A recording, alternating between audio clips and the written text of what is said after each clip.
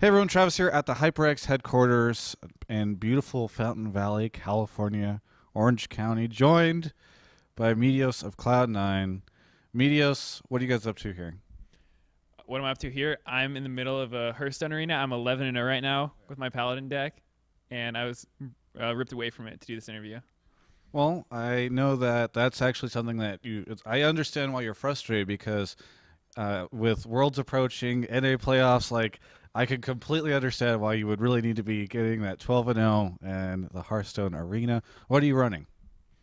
I have 4 consecrations, lay on hands, Tyrion. That's great. So you got the legendary then. Yeah, That's how you're going to win an arena. exactly. Let's talk about League of Legends, which is a game that you play professionally. I'm I'm interested in knowing how you think scrims are going these days, generally speaking. I would say we have good days and bad days. Some days we're really on point and everything goes well, and other days we are shitting the bed. So I'd say lately we've been having more good days, and hopefully as it goes on, we'll keep having more good days.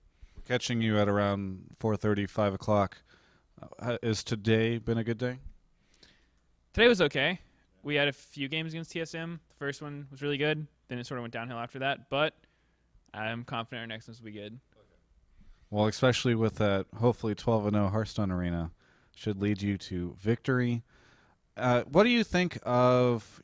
What do you think are your guys' chances at NA regionals? Because Sneaky was not able to give me a definitive answer. I would say our chances are 75% because we have that first round bye. So assuming we have a 50% win rate against everyone, there's a good chance we'll make Worlds due to our seeding. Where do you think you'll be if you, assuming you make Worlds? Where do you think you would be in the top 3? Oh, I have no idea. So no expectation or anything like that. You don't know if you'll get first or second. Oh, I have no idea. There's such a huge break between now and when we play, and we haven't been playing the teams that we're going to play, so they're obviously practicing super hard too. So I guess it's whoever puts in more work and comes up with something better. Are you guys going to go to the studio to catch the first phase of the playoffs? We're definitely going to watch it. I don't know if we're going to go to the studio for it or just stay at home so we can keep practicing, but I'll definitely check it out. And other than, well, I was just talking to Sneaky a little bit about KCON. I'm curious what that experience was like for you. Were you super hyped about the KCON? I didn't really have any expectations going into KCON because I don't listen to any K-pop. I've never been to anything like that before, but it was really cool. We got to meet CJ Frost, which was awesome, and we played some show matches against them. It was funny because that day I was playing a Dominion in the morning with one of my friends, and I was like, do you think Rise would be any good in Dominion? And then I just had the best Dominion game ever. So then I went to KCON, played Rise in Dominion, also had a really good game, and we won. So that paid off. And then we won the ARAM as well. So it was a good time. And then after that, I went to the concert because even though I don't really follow K-pop or know what any of the bands are or what any of the words mean, it was still cool. It was an experience, and I'd do it again. It was fun. Now, you guys won your first day matches, and I know that High and Balls went to KCON afterwards to play as well on the second day, and they won their matches there. Do you think that you guys dominating a Korean team means that North America is the best region right now? Oh, easily. I'm glad we got that sorted out. Now people can hopefully, fix those power rankings and that kind of thing and adjust based on you guys. No, did you get a chance to talk to any of the CJ Frost guys? I mean, I know they don't really have great English, but maybe through a translator or something. I didn't talk to them personally. In the last game we had after the Dominion ARAM, there was some fan event thing where I think Lemon and High sat out, Balls went over to CJ Frost's team, Mad Life came over to our team, and then 2 fans were on each team. So it was just sort of a mix-up of players. And we won that one too.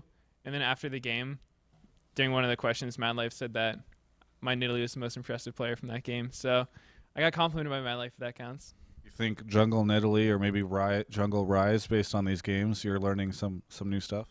Yeah, Jungle Nidalee's not bad. But Jungle Rise? I think I've won with it before in solo queue, but I wouldn't say it's consistent. So probably, pocket last minute pull out for NA regionals, right? I'm saying that for when I need a clutch. Just pull out that Jungle Rise. Did you guys have a chance I know Sneaky said he didn't really get a chance to catch too much of the EU regionals, but have you caught any of it or have any opinions on any of what you saw? I didn't see any of it live because I guess it started at 2 a.m. or something and I was asleep. But I looked at the picks afterwards and just sort of read through the Reddit thread, seeing if there's anything interesting. And there were some interesting picks, like people still playing Eve even though she was nerfed. A lot of Kha'Zix jungle coming back. So it just sort of influences what I want to be practicing, just seeing what other people are doing.